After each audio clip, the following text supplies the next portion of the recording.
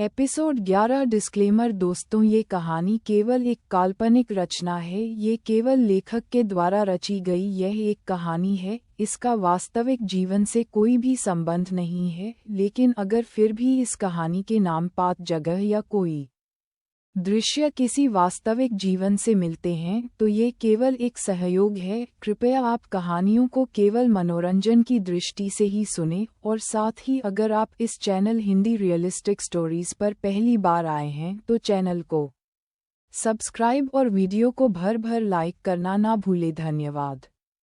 एक मारी और फुर्ती से वैदिक को पकड़कर हमलावर की गिरफ्त से खींच साइड में धक्का दे दिया और हमलावर का हाथ कसकर मरोड़ दिया। हमलावर के हाथ से खंजर छूटकर गिर पड़ा तो अजनबी ने उछलकर जोरों की एक किक उसके पेट में मारी। हमलावर जमीन पर गिर पड़ा और उसका एक हाथ अपने खंजर तक गया।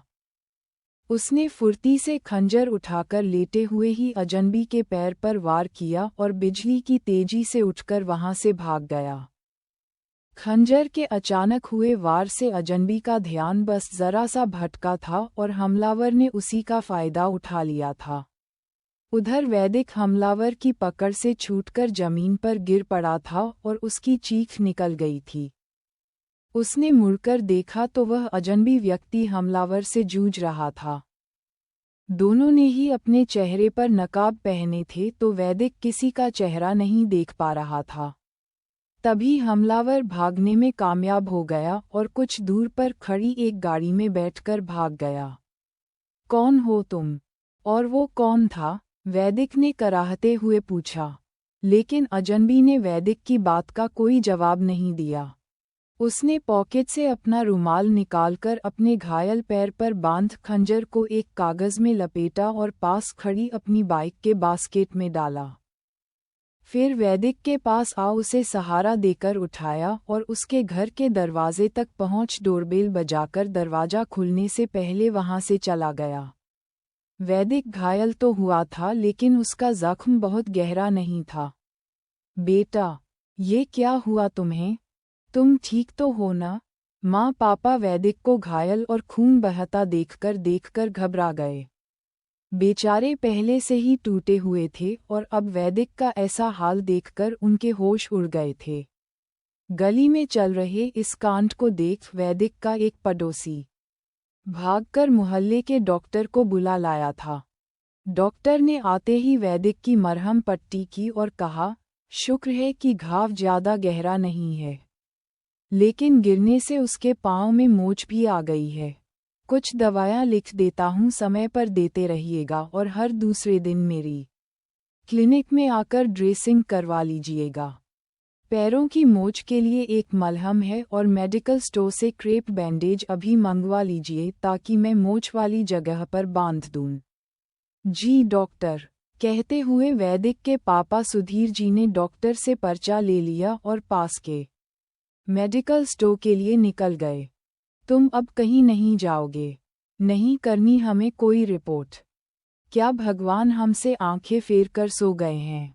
माँ शारदा जोर जोर से रोते हुए अपना सिर पटकने लगी। फिर एकाएक किसी हिस्टीरियाई मरीज की तरह उठकर वैदिक की ओर भागीं और उसका हाथ अपने सिर पर रखकर बोलीं, चलो, मेरे सर की कसम खाओ कि अब तुम न तो कोई केस करोगे न ही कोई रिपोर्ट लिखवाओगे।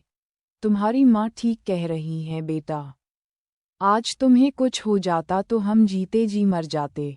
बेटी तो चली गई पर बेटे को हम नहीं खोना चाहते। दूर रहो उन लोगों से, वे बड़े लोग हैं बेटा, हम उनका मुकाबला नहीं कर सकते। तुम्हें कुछ हो गया तो हम जिंदा रहकर क्या करेंगे?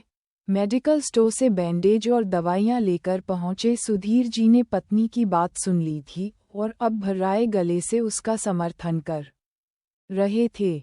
नहीं पापा, कुछ नहीं होगा मुझे, लेकिन उन्हें तो मैं नहीं छोड़ूंगा, बिल्कुल नहीं छोड़ूंगा। आज तक मुझे लगता था वे अमीर हैं और शरीफ लोग हैं।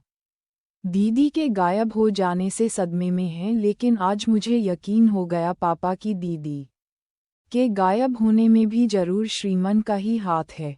नहीं बेटा, ऐसा मत सोचो, रायज़ादा खानदानी लोग हैं, वे भला ऐसा क्यों करेंगे? तो कौन करेगा पापा? कौन है जिसने मुझ पर हमला करवाया? कौन है वो जो मुझे पुलिस स्टेशन और कोर्ट जाने से रोकना चाहता है? कौन है इस शहर में हमारा दुश्मन? बताइए पापा। वैदिक की बात सुनकर सुधीर जी निरुत्तर हो गए। वैदिक की बात में दम तो था। अंदर से वे भी जानते थे कि इसमें रायजादा खानदान का ही हाथ है। पापा, मैंने तय कर लिया है कि चाहे जो हो मैं चुप नहीं बैठूंगा। मेरी दीदी पता नहीं किस हाल में है। मैं रायजादा खानदान की ईंट से ईंट बजा दूंगा। जब तक मेरी दीदी नहीं मिलती मैं चुप नहीं बैठूंगा पापा।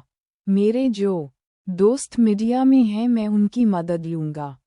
वैदिक के चेहरे पर सख्ती उभर आई थी और उसका निर्णय अब दृढ़ हो चुका था। सुधीर जी उसकी ओर देखते हुए किसी अनिष्ट की आशंका से कांप उठे, लेकिन अब उसे रोक पाना संभव नहीं। वे ये जान चुके थे। श्रीमन के घर में पापा, मम्मी, भैया देखिए तो पेपर में क्या छपा है। श्रद्धा की चीख सुनकर सब दौड़े चले आए। हे भगवान, अब क्या हुआ? श्रुति जी बड़बड़ाते हुए श्रद्धा के हाथ में पकड़ा पेपर देखने लगीं। जगदीप और श्रीमन भी टेबल पर पड़े कई तरह के अखबारों को उठाकर पढ़ने लगे। असल में अगले दिन न्यूज़पेपर में सब जगह कृष्णा के लापता होने की खबर छाई हुई थी। वैदिक के मीडिया वाले दोस्त सक्रिय हो चुके थे और यह इसी का परिणाम था। जगदीप रायजादा सिर पकड़कर सोफे पर ढह गए। श्रुति और श्रद्धा उन्हें संभालने लगीं, लेकिन श्रीमन के चेहरे पर लगातार कई तरह भाव बदल रहे थे। चिंता से उसके चेहरे का रंग गहरा गया था। सोचने की मुद्रा में आंखें सिकुड़ गई थीं। वही हुआ था जिसका उन सबको डर था। पूरे शहर में कृष्णा के गायब हो जाने की खबर फैल चुकी थी और रायजादा परिवार की फोन की घंटी लगातार रिंग कर रही थी। मिस्टर रायजादा इधर से उधर कॉल करके सिफारिशें जुगाड़ने में लगे थे, लेकिन खबर आग की तरह फैलने के बाद और मीडिया के सक्रिय होने के बाद सबने हाथ खड़े करने शुरू कर दिए। ये केस हाई प्रोफाइल केस था और अब बात उनकी पकड़ से बाहर हो चुकी थी। इधर पुलिस पहले तो सुस्त बैठी हुई थी, लेकिन जैसे ही बात मीडिया में फैली पुलिस को भी चुस्त होना पड़ा। पुलिस का एक दस्ता बड़े अधिकारियों के साथ रायजादा के घर पहुंच गया था और उससे भी पहले गेट के बाहर सड़क पर मीडिया वालों का जमघट लग चुका था। जगदीप रायजादा ने खिड़की से ये सब देखा तो उनके होश उड़ गए थे ये सब देखकर। वैसे भटनागर ने पहले ही श्रीमन को पुलिस रेड की खबर दे दी थी। बहुत वक्त नहीं था, पर भागते हुए सीक्रेट रूम में पहुंचकर उसने समीर और अभिनव से कहा, अभिनव, समीर, पुलिस किसी भी वक्त यहाँ पहुंच सकती है। तुम लोग जल्दी से पीछे के रास्ते से बाहर निकल जाओ। मुड़कर भी मत देखना। कुछ दिन तुम लोग मुझे कॉल भी नहीं करना। कॉल करना होगा तो मैं करूँगा। चलो निकलो यहाँ से जल्दी।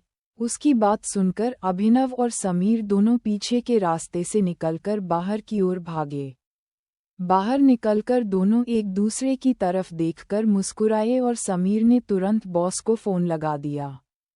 इधर उनके बाहर निकलते ही दंडनाते हुए पुलिस घर के अंदर घुस चुकी थी। एसएसपी विकास राव ने पूरे परिवार को वहां बुला लिया। सारे नौकरों को भी लाइन से खड़ा कर दिया। आप कहते हैं आपकी बीवी अपने कमरे से गायब हो गई? एसएसपी राव ने पूछा। जी हाँ, बोलते हुए श्रीमन के सर और चेहरे पर पसीने की बूंदें छलक गई थीं। कमरे से अपने आप गायब हो गई? जी हाँ, किसी ने उसे जाते नहीं देखा, नौकरों ने भी नहीं। आप सबको बिल्कुल नहीं पता वह कहाँ चली गई? कमाल है। जी, आपने उसे ढूंढने की कोशिश नहीं की?